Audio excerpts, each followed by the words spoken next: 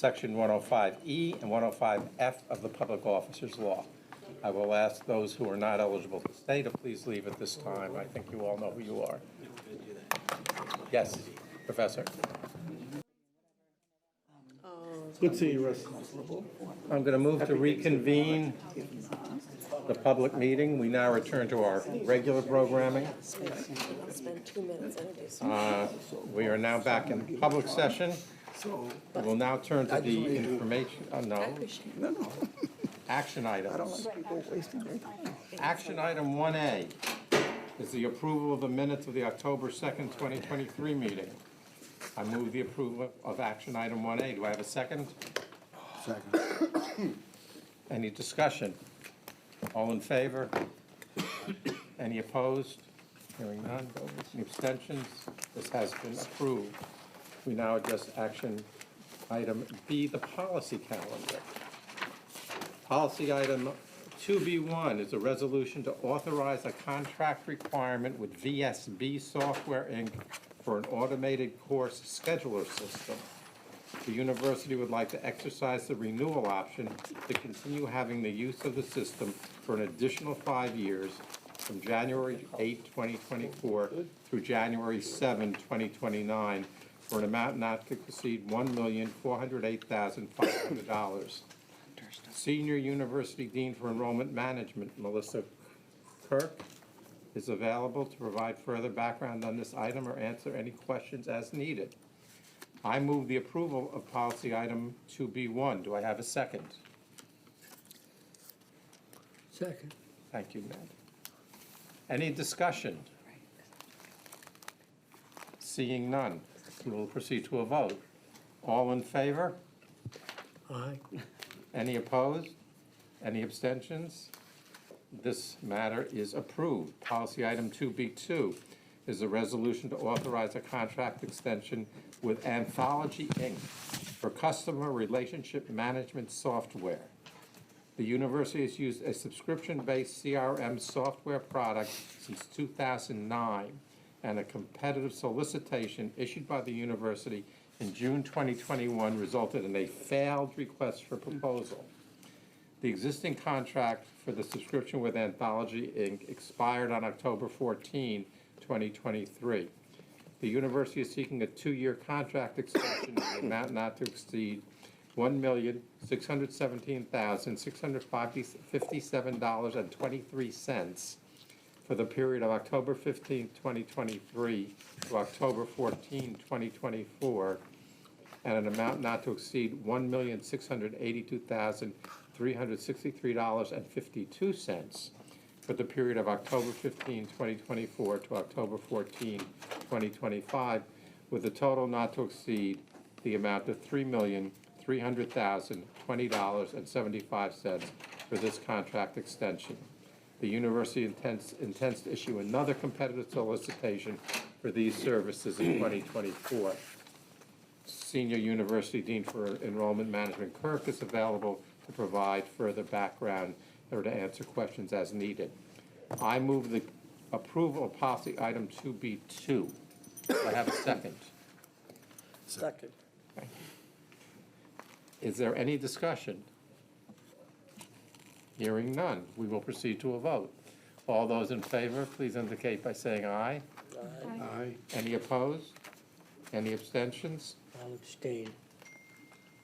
This matter has been approved with one abstention, please note. Policy item 2B3 is a resolution to authorize a contract extension with Anthology, Inc. to add access to Ally for Digital Accessibility and Inclusivity for D2L Brightspace LMS. The university entered into an agreement with Anthology, Inc. on July 1, 2018 to provide access to Ally, a digital accessibility tool integrated with the university's learning management system, which enables automatic conversion of course content into multiple accessible formats, providing faculty feedback on accessibility issues and giving students individualized accessibility options. The university is seeking to extend access to Anthology and Ally for a new LMS D2L Brightspace. The proposed contract extension would be issued as a single-source procurement, as Anthology is the proprietor of the Ally software for a period of 5 years from December 1, 2023 to December 30th, 2028, for a cost not to exceed $2,520,833. Associate Vice Chancellor for Academic Strategy and Operations, Kim Siegenthaler, is available to provide further background on this item or to answer any questions as needed. I move the approval of policy item 2B3. Do I have a second? I'll second. Any discussion? Yes, please. Seconding because this issue of access is mission critical. And it would be great if there would be a better way to do it that's less sole source and more competitive. But, you know, it's critical and we really need to do it. I mean, particularly considering our various legal agreements and issues, we need to do this. Well, if we're gonna, you're absolutely correct. It is vital. And, you know, any suggestions and ideas to be able to expand this, you know, it's something I'm sure the provost would be interested in, and, you know, you know, let's see what we can do, because, you know, making these materials accessible, We gotta do it. gotta do it. All right. Any further discussion? If not, we will proceed to a vote. All those in favor, please indicate by saying aye. Aye. Any opposed? Any abstentions? This matter is approved. Policy item 2B4 is a resolution to authorize a contract with Guidehouse to provide organizational change management services to support the finance and human capital management ERP implementation, which we recently discussed. The university is proposing to enter into a 2-year and 6-month contract with Guidehouse for organizational change management services to support the SaaS ERP project for an amount not to exceed $3,411,380, with an additional $341,138 for contingency, for a combined not to exceed amount of $3,752,518. The Executive Vice Chancellor and Chief Operating Officer Hector Batista is available to provide further background on this item or to answer any questions needed. I move the approval of policy item 2B4. Do I have a second? Second. Any discussion? Vice Chancellor Batista, do you want to make any comments on this? No. Okay. Any discussion at all? Okay, hearing none, we'll proceed to a vote. All those in favor, please indicate by saying aye. Aye. Any opposed? Any abstentions? This matter is approved. Policy item 2B5 is a resolution to authorize a contract with Guidehouse to provide project monitoring quality assurance services to support the finance and human capital management ERP implementation. The university is proposing to enter into a 2-year and 6-month contract with Guidehouse for project monitoring quality assurance services to support the SaaS ERP system for an amount of $4,631,970, with an additional $462,197 for contingency, for a combined not to exceed amount of $5,095,167. Executive Vice Chancellor Batista is available. I move the approval of policy item 2B5. Is there a second? Thank you. Any discussion? Again, this is something, this project is so huge and so critical. And if it works, it's gonna really help the university. And just like CUNY First, where it doesn't work well, we're gonna have to struggle with its deficiencies for years. And so this is an opportunity, a one-time expenditure to do something that may help us figure out problems in advance and may pay off in advance. So I support it. Anything further? Hector's got his hand up. Yeah, thank you, Trustee Benton. Yeah, you're right, this is one of the most important things. As you know, we're moving from CUNY First, both on the HR and the finance side. The first contract that you approved was really to focus on making sure that we have the proper change management, that we have the proper across the system, people are really feeling good, the proper training. I think the one thing that we learned from CUNY First, as good as it was, is that at the end, we ran out of money, and we really didn't focus on that part of CUNY First that really was important. So I read a lot of memos connected to that. And then the second part of this contract, which is the one you just approved, is really focused on making sure that we're holding the vendors, the two vendors, accountable for delivering on everything that we at the university has signed up for. So thank you for the support, and we think that this is obviously a very, very important project that's really so important, that's being managed directly from my office, and making sure that really is implemented the right way across the system. So thank you for the support. Anything further? Hearing none, we'll proceed to a vote. All those in favor, please indicate by saying aye. Aye. Any opposed? Any abstentions? This matter is approved. Policy item 2B6 is a resolution to approve the Personnel Matters Report of the Finance and Administration Committee. The October 2023 Personnel Matter Report is generated from employee data entered into the university system of record between September 1, 2023 and October 13, 2023, and does not contain appointments that have been submitted as individual resolutions. The report contains a total of 18 ESAP actions, including 3 regular appointments, 3 interim appointments, a title change, a salary increase, and 10 resignations. The Executive Vice Chancellor and Chief Operating Officer Batista is available. I move the approval of policy item 2B6. Do I have a second? Thank you. Any discussion? Hearing none, proceed to a vote. All those in favor indicate by saying aye. Aye. Opposed? Any abstentions? Hearing none, this matter is approved. Policy item 2B7 through 2B36 are resolutions to appoint regular and interim members of the Executive Compensation Plan. There are 30 of them. I'm going to summarize them by colleges. We will discuss them college by college if you have any discussions, and we will then vote on them as a group unless there is an objection. If anybody objects to any particular one, we'll pull it out and we'll deal with it separately. If that's okay with the committee. We will start with Borough of Manhattan Community College, which are policy items B23 and B24. And if I mispronounce names, you will please forgive me. Julio Izquierdo as Interim Vice President of Administration and Planning. Karen Wilson, Interim Vice President for Institutional Advancement. Is there any discussion? Senior Vice President Erwin Wong is available if you need anything further. Hearing none, we'll move on to Brooklyn College. These are policy items B11, 13, 14, and 15. April Bedford as Interim Senior Vice President and Provost for Academic Affairs. Stephanie Jensen Moulton as Interim Dean of the School of Visual Arts, Media, and Performing Arts. Philip Napoli as Interim Dean of the School of Humanities and Social Sciences. And Maria Sharon Del Rio, Interim Dean of the School of Education. Again, Brooklyn College President Anderson is available if there's any need. Any questions, discussion on any of these? Seeing none, we'll move on to the central office. Policy item B17, Galia Galansky as Interim Associate Vice Chancellor of University Human Resources.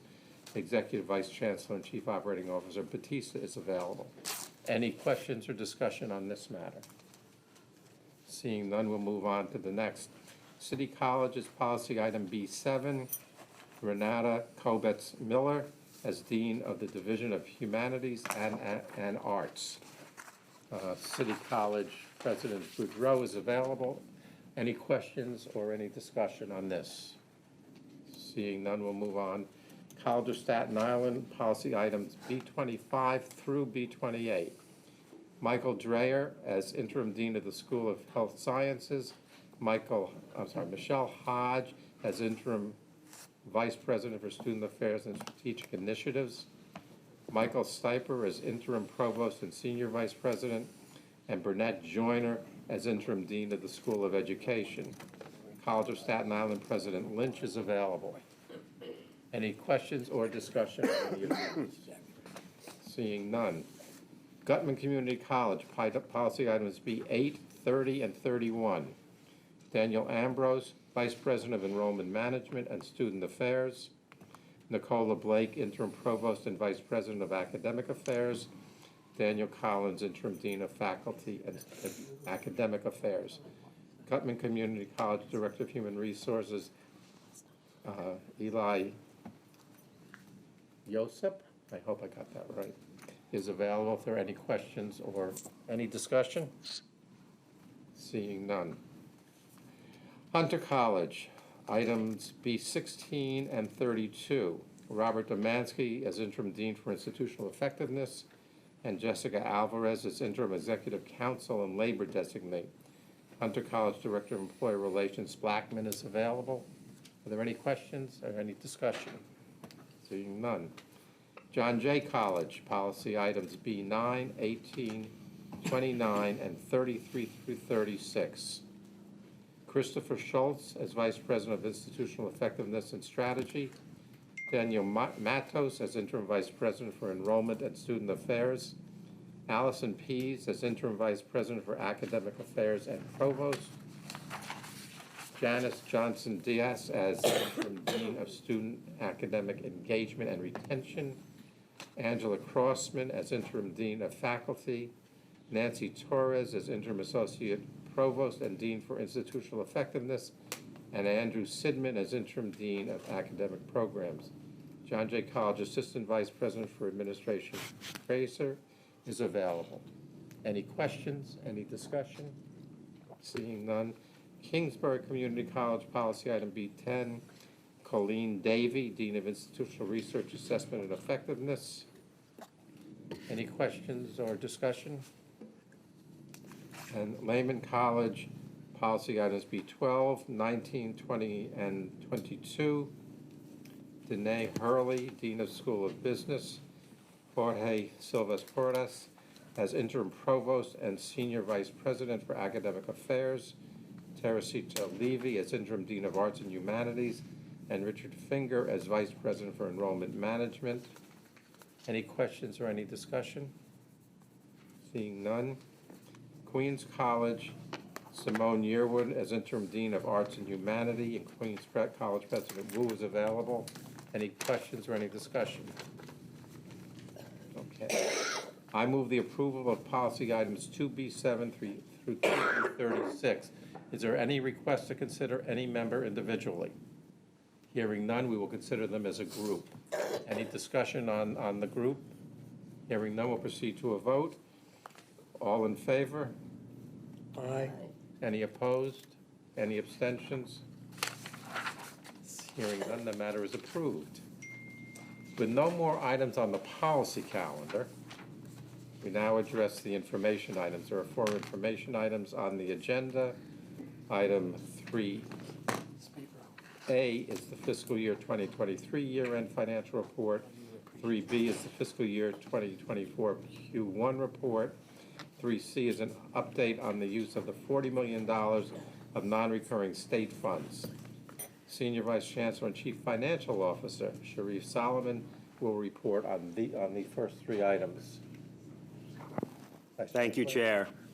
I would just like to report on the fiscal 2023 year-end report, just give some highlights, and also for the Q1 fiscal 24 update, and to see how there were shifts from 23 until what we're seeing in Q1 for fiscal 24. As you know from the materials, we have ended fiscal 2023 with a balance of $143 million with the help and the use of federal funds and reserves. In fiscal year 24 in Q1, we see that there are some positive signs on tuition collections. They're on an upswing.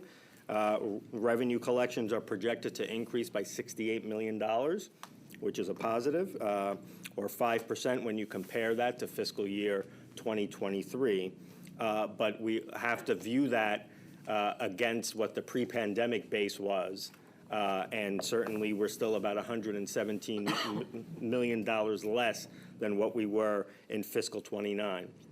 Having said that, with that upswing, which is certainly encouraging, we still have concerns about costs that continue to increase. FY24 expenses projected to be $91 million higher than they were in fiscal '23, and about $412 million higher than they were in 2019. And that's primarily due to contractual salary increases that the university must fund, inflation, and the spend down of one-time state funds, which the board has approved. And then certainly, the structural deficit exists for most colleges. I think we're talking about the definition of structural deficit as where obligations are exceeding your expenses. So we continue to work with the colleges on updated financial plans. We have had some positive movement in the sense that the structural deficit has decreased, but certainly not at the pace that we would like to see. So there'll be ongoing, continuing work as we move through fiscal year 2024 to ensure that we are ending the year with a positive balance. Happy to pause there to take any questions, and then we will just do a brief highlight on the $40 million one-time funds. Are there any questions for the Vice Chancellor? Please continue. Oh, Ned, I'm sorry. Well, the Budget Advisory Committee appreciated our meeting last Friday. You were very helpful and informative, and it was terrific. Can you describe the kinds of things that might be necessary in order to address the structural deficits that are identified in the Q1 report in such a way that we then get to FY25? You know, these are the most stunning numbers I've ever seen in a report like this, and I just, can you advise us at all as to the kinds of measures that are going to be necessary? Professor Ben, I think we're going to do a special meeting in December to discuss those kinds of issues. And can we hold it until then? I think there's work to be done to pull it together so that we can present it properly. Okay, if that's the, okay. The other is I would appreciate your comment on if we look at the report where it identifies the number of faculty in fall 2023, and if we compare it to the number of faculty in fall 2019, and recall that we added 584 new professorships that were funded by the state with recurring funding to cover their cost, it strikes me, and I wonder what you think, that the FY 2019 number is higher than the FY 2023 number by several hundred. In other words, we added 585 positions and then somewhere lost 600 and some or 700 to get to the position that we're in, and the dollars that were allocated for increasing the number of faculty, in fact, have gone really as a down payment on covering all the rest of the costs that we're encountering. Any comment on that? But I'm willing to wait till December. Just one quick comment on that, Trustee Benton. I think that, as you point out, there are some vacant faculty positions that haven't been backfilled, and we're working with the colleges to backfill those vacancies as we move through the fiscal year.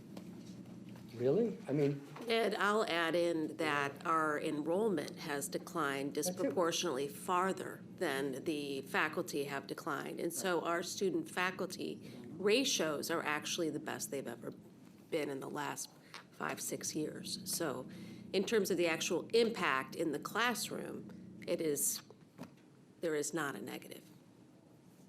thank you. Yeah. Anything further? Vice Chancellor. Yes, just a quick update on the $40 million one-time state funds and where we are at spending down those funds. So in fiscal year 2023, a total of $7.3 million have been expended. In 2024, so far, there have been $12.4 million of funds that have been encumbered, and we're certainly working with all parts in the Chancellery and certainly with the campuses to make sure that the balance is expended in the next 7 months we have for the fiscal year. And we will update an early next year where we are before the end of the fiscal year with the remaining balance. Thank you. Any questions, any further questions for the Vice Chancellor? Thank you. The last item on our agenda is information. Item 3D is the Fiscal Matters Information Report. Senior Vice Chancellor Solomon, will you have anything to add to what's in the report? No, but if there are any questions, we're happy to take them. Any questions? Any discussion? Hearing nothing. With no more items on the agenda, I move to adjourn this meeting. Is there a second? Second. Is there any opposition? Hearing none, this matter is approved. We are adjourned. Thank you all for your patience.